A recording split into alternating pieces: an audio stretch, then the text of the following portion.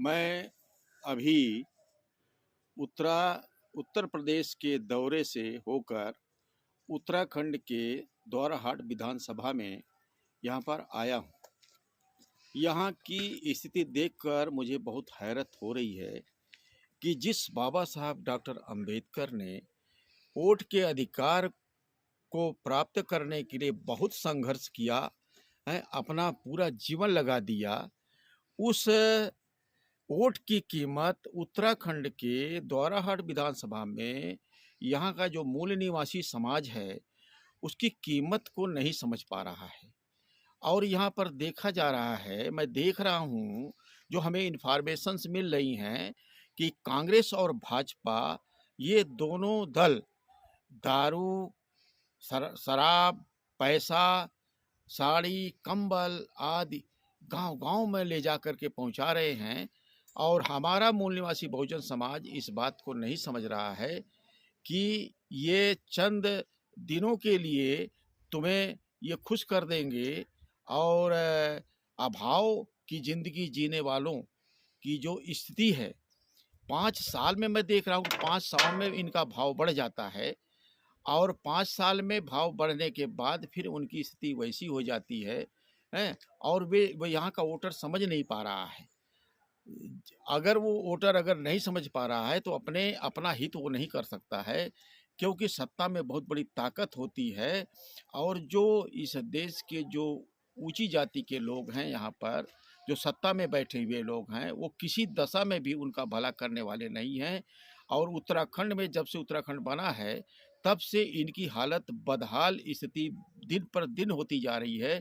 किंतु यहाँ का जो मूल निवासी मतदाता इस बात को समझ नहीं पा रहा है। इसको बड़ा ही चिंतन का विषय है और बड़ी चिंता का विषय है। और मैं यहाँ के मतदाताओं से मेरी अपील है, यहाँ के बुद्धिजीवियों से अपील है कि आप 10 कैंडिडेट यहाँ पर खड़े हैं और 10 कैंडिडेट में सबसे ज़्यादा qualified law post graduate PhD जो कैंडिडेट हैं वो doctor Pramod Kumar, advocate, high court Nainital, जो इस समय पीपीआईडी के कैंडिडेट हैं। और मैं जो इधर पूरे करीब अभी 20 जगहों पर मीटिंग ले चुका हूँ, 7 तारीख से लेकर आज 10 तारीख है, लगातार मैं जो है मीटिंग ले रहा हूँ। स्थिति बड़ी नाजुक है।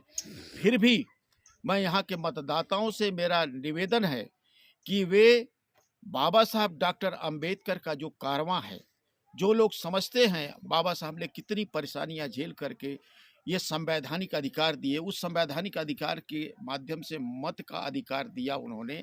और उन्होंने ये भी कहा कि मेरे मूल निवासी बहुजन समाज के लोगों, तुम इस मत के अधिकार को अपनी बहन बेटी की इज्जत समझना, इसको कभी मत बेचना। लेकिन यहाँ मैं जो देख रहा हूँ कि यहाँ का जो गरीब तबका है, यहाँ का मूल निवासी बहुजन समाज है, जो बेबस, लाचार, बदहाल स्थिति में है, जिसकी बहुत बुरी स्थिति है। मैं घर जा जा करके देख रहा हूँ इस पहाड़ियों में। अभी जो बहुत खुद मुझे ऊपर चढ़ना नीचे बहुत, लेकिन मैं केवल वो देख रहा हूँ कि कितनी बदहाल स्थिति है। इस बदहाल स्थिति में यहाँ का जो बुद्धिजीवी वर्ग है, यहाँ के तमाम जो संगठन है, उनको ये चाहिए कि वो इस सीट से डॉक्टर प्रमोद कुमार को यहाँ से विजयी बनावें। और यदि वो विजयी बनाते हैं तो यहाँ के मूल निवासी बहुजन समाज का बहुत बड़ा हित होगा। इसलिए मेरा ये संदेश है कि उत्तराखंड, ये जो हमारा जो विधानसभा दौराहाट विधानसभा है, इसमें जो है 27,000 वोटर तो मात्र मूल निवासी बहुजन समाज के हैं।